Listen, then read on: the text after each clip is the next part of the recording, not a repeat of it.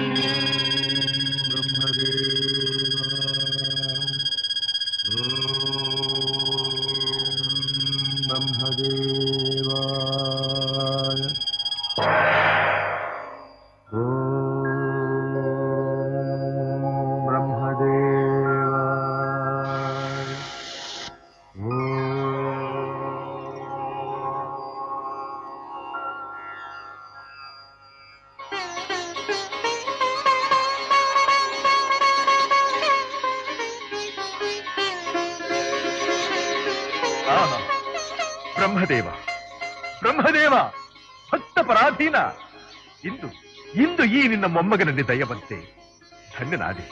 ನಿನ್ನ ದರ್ಶನದಿಂದ ನಾನಿಂದು ಧನ್ಯನಾದೆ. ಹಿರಣ್ಯಕಶಿಪು, ನಿನ್ನ ಅಪೇಕ್ಷೆ ಏನು? ದೇವ, ನನ್ನ ಅಪೇಕ್ಷೆ ಹಗಲಲ್ಲಿ ಆಗಲಿ ರಾತ್ರಿಯಲ್ಲಿ ಆಗಲಿ ಭೂಮಿಯಲ್ಲಾಗಲಿ ಆಕಾಶದಲ್ಲಾಗಲಿ ಮನೆಯ ಒಳಗಾಗಲಿ ಹೊರಗಾಗಲಿ ಪಶು ಪಕ್ಷಿ ಮೃಗಾದಿಗಳಿಂದಾಗಲಿ ಕ್ರಿಮಿ ಕೀಟ ಸರ್ಪಗಳಿಂದಾಗಲಿ ಶಸ್ತ್ರಗಳಿಂದಾಗಲಿ ಅಸ್ತ್ರಗಳಿಂದಾಗಲಿ ಸುರ ನರ ಯಕ್ಷ ರಾಕ್ಷಸ ಗಂಧರ್ವ ಕಿನ್ನರ ಕಿಂಪುರುಷರಾದಿಯಾಗಿ ನೀ ಸೃಷ್ಟಿಸಿರತಕ್ಕ ಯಾವುದೇ ಜೀವಿಯಿಂದಾಗಲಿ ನನಗೆ ಮರಣಬಾರದಂತೆ ಅನುಗ್ರಹಿಸಬೇಕು. ತಥಾಸ್ತು. ಧನ್ಯೋಸ್ಮಿ ಧನ್ಯೋಸ್ಮಿ.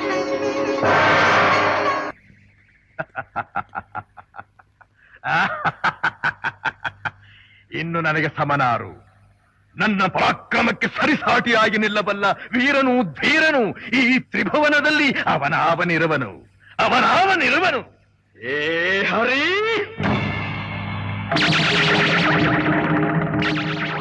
ಅಂದು ನನ್ನ ತಮ್ಮನನ್ನು ಕೊಂದು ನನ್ನ ಹೆತ್ತ ತಾಯಿಯ ಒಡಲಿಗೆ ಕಿಚ್ಚನ್ನಿಟ್ಟ ಪಾತಕಿ, ಇನ್ನು ನನ್ನಿಂದ ನೀನು ತಪ್ಪಿಸಿಕೊಳ್ಳಲಾರೆ. ಶೇಷಶಯನ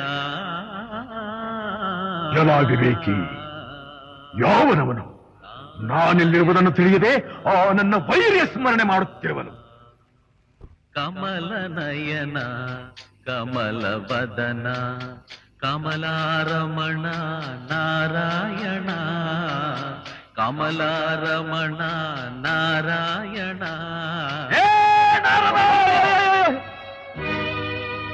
ಮತ್ತೊಮ್ಮೆ ಹೇಳು ಮತ್ತೊಮ್ಮೆ.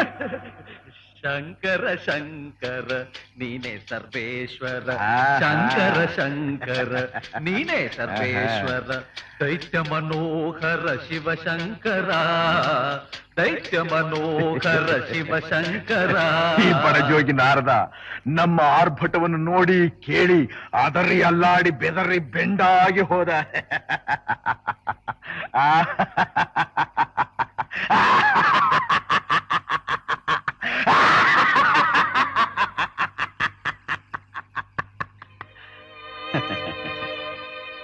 ನಾರದರೇ, ಇನ್ನು ಮುಂದೆ ನೀನು ಸದಾ ನನ್ನ ಗುಣಗಾನ ಮಾಡಬೇಕು. ಅಪ್ಪಣೆ. ಲೋಕಲೋಕಗಳಲ್ಲೂ ನನ್ನ ಪ್ರತಾಪವನ್ನು ಪ್ರಚಾರ ಮಾಡಬೇಕು. ಆಯ್ತು. ನನ್ನನ್ನೇ ಧ್ಯಾನಿಸಬೇಕು. ಗೊತ್ತಾಯ್ತು. ಮತ್ತೊಮ್ಮೆ ಆ ಹರಿಯನ್ನೇನಾದ್ರೂ ಸ್ಮರಿಸಿದರೆ ಈ ನಿನ್ನ ತಂಬೂರಿ ಬುರುಡೆ, ನಿನ್ನ ತಲೆ ಬುರುಡೆಗಳು ಹಾರಿ ಹೋದವು. ಅಲ್ಲಿಗೆ ಕತೆ ಮುಗೀತು. ಯಾರ ಕಥೆ?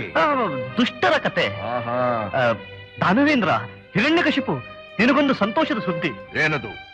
ನಿನ್ನ ಪತ್ನಿ ಕಯಾದು ನನ್ನ ಆಶ್ರಮದಲ್ಲಿ ಗಂಡು ಮಗುವನ್ನು ಹೆತ್ತಿದ್ದಾರೆ.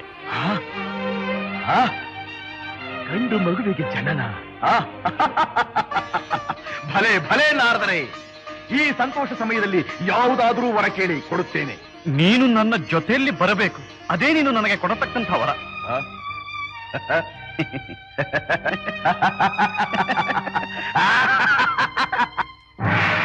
ಕಯಾದು, ಸ್ವಾಮಿ ಬಂದಿರಾ?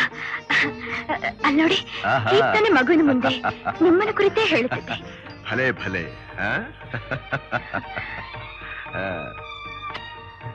ಬಹುಮುದ್ದಾಗಿದ್ದಾನೆ ಬಹುಮುದ್ದಾಗಿದ್ದಾನೆ. ಎಲ್ಲ ನಿನ್ನ ಹಾಗೆ ಇದ್ದಾನೆ. ಇಲ್ಲ, ನಿಮ್ಮ ಹಾಗೆ ಇದ್ದಾನೆ. ನಮ್ಮಿಬ್ಬರ ಹಾಗೂ ಇದ್ದಾನೆ. ಕುಮಾರ, ನೀನು ಹುಟ್ಟಿದ್ದು ಅಮೃತ ಕ್ಷಳಿಗೆ. ಚತುರ್ಮುಖನು ಯುಗ ಯುಗಗಳಲ್ಲಿ ಯಾರೂ ಕೇಳರಿಯದಂಥ ಅದ್ಭುತವಾದ ನನ್ನ ಕೋರಿಕೆಗಳಿಗೆ ತಥಾಸ್ತು ಎಂದು ಬಿಟ್ಟನು. ಅಷ್ಟೇ ಏನು, ನಿನ್ನ ಸುಪುತ್ರ ಹುಟ್ಟಿದೊಡನೆ ಪುಷ್ಪವೃಷ್ಟಿ ಆಯಿತು. ಪುಷ್ಪವೃಷ್ಟಿ? ನಮ್ಮ ಜನನ ಕಾಲದಲ್ಲಿ ಇಡೀ ತಾರಾಮಂಡಲವೇ ದಿಕ್ಕು ಕಾಣದೆ ದಿಕ್ಕಾಪಾಲಾದವು.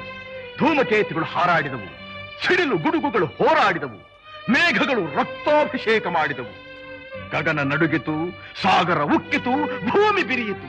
ಇಂಥ ಅಮೋಘ ವೈಭವದ ಮುಂದೆ ಪುಷ್ಪವೃಷ್ಟಿ ನಾಚಿಕೆಗೇಡು, ನಾಚಿಕೆಗೇಡು. ನಾರಾಯಣ ನಾರಾಯಣ. ಏನಾದರೆ ದಾನವೇಂದ್ರ, ದಾನವೇಂದ್ರ. ಇನ್ನೊಮ್ಮೆ ಆ ನನ್ನ ವೈದ್ಯ ಹೆಸರನ್ನು ಉಚ್ಚರಿಸಿದರೆ ಈ ನಿನ್ನ ತಂಬೂರಿ ಬುರುಡೆ ಹಾರಿ ಹೋದಿತು. ಅಭ್ಯಾಸ ಬಲ, ಅಭ್ಯಾಸ ಬಲ, ಅಭ್ಯಾಸ ಬಲ, ಅಭ್ಯಾಸ ಬಲ. ಕಯಾದು, ಗುರು ಶುಕ್ರಾಚಾರ್ಯರನ್ನು ಕರೆಸಿ ಮಗುವಿಗೆ ನಾಮಕರಣ ಮಹೋತ್ಸವವನ್ನು ಮಾಡಬೇಕು. ಗುರು ಸಮಾನರಾದ ನಾರದರಿದ್ದಾರಲ್ಲ, ಅವರನ್ನೇ ಕೇಳಿ. ಏ ನಾರದರೇ, ಬನ್ನಿ. ಹೇಗೆ? ಏನಪ್ಪಾ ಇದು? ಮರ್ಯಾದೆ ಕೊಟ್ಟ ಹಾಗೂ ಅಲ್ಲ, ಬಿಟ್ಟ ಹಾಗೂ ಅಲ್ಲ. ಏ ನಾರದರೆ, ಬನ್ನಿ ಹೀಗೆ. ಅದು ನಮ್ಮ ವೈಶಿಷ್ಟ್ಯ. ಇರಲಿ ಇರಲಿ. ಅದರಲ್ಲಿ ನಾರದರೆ, ನಮ್ಮ ಪತ್ನಿಯ ಆಸೆ, ಮಗುವಿಗೆ ಒಂದು ಶುಭನಾಮವನ್ನು ಹೇಳಿ. ಪ್ರಹ್ಲಾದ. ಪ್ರಹ್ಲಾದ? ಓ, ಬಲಮುದ್ದಾದ ಹೆಸರು, ಸೊಗಸಾದ ಹೆಸರು. ನಾರದರೆ, ಒಮ್ಮೊಮ್ಮೆ ನಿಮ್ಮ ಬುದ್ಧಿ ಚಿಗುರುತ್ತದೆ. ಸಮಯ ಸಂದರ್ಭ ನೋಡಿ. ನೋಡಿ. ಹೌದಾ? ಸ್ವಾಮಿ, ನಮ್ಮ ಅರಮನೆಗೆ ಹೋಗೋಣವೇ? ಅರಮನೆ? ಯಾವ ಮನೆ? ಓ,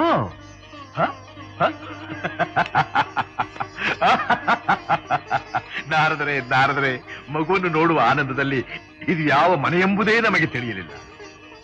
ಅದೆಲ್ಲಿದೆ? ನೀನೇಕೆ ಬಡಜೋಗಿ ಆಶ್ರಮಕ್ಕೆ ಬಂದೆ? ನೀವಿಲ್ಲದ ಹೊತ್ತಿನಲ್ಲಿ ಆ ಪಾಪೀಂದ್ರ ಬಂದು ಹುಟ್ಟಲಿರುವ ನಮ್ಮ ಕಂದನನ್ನ ಕೊಲ್ಲುವ ಕೆಟ್ಟ ಬುದ್ಧಿಯಿಂದ ವಜ್ರಾಯುಧವೆತ್ತಿದ. ಅಷ್ಟರಲ್ಲಿ ನಾನೇ ಅಡ್ಡ ಹಾಕಿದೆ. ಅಯ್ಯೋ ಅವಿವೇಕೀಂದ್ರ, ನಿನಗೇನು ಬಂತು ಬರಬಾರದ್ದು. ಮಹಾಶೂರನಾದ ಹಿರಣ್ಯಕಶಿಪುವಿಗೆ ತಿಳಿದರೆ ಪ್ರಳಯವೇ ಸಂಭವಿಸಬಹುದು ಎಂದು ಬುದ್ಧಿ ಹೇಳಿ ಅಡ್ಡಿದೆ. ಅಲ್ಲೇ ಇದ್ದರೆ ನಿನ್ನ ಪತ್ನಿಗೆ ಯಾರಿಂದ ಏನು ತೊಂದರೆಯಾಗಬಹುದು ಎಂದು ಹೆದರಿ ಆಶ್ರಮಕ್ಕೆ ಕರೆತನು.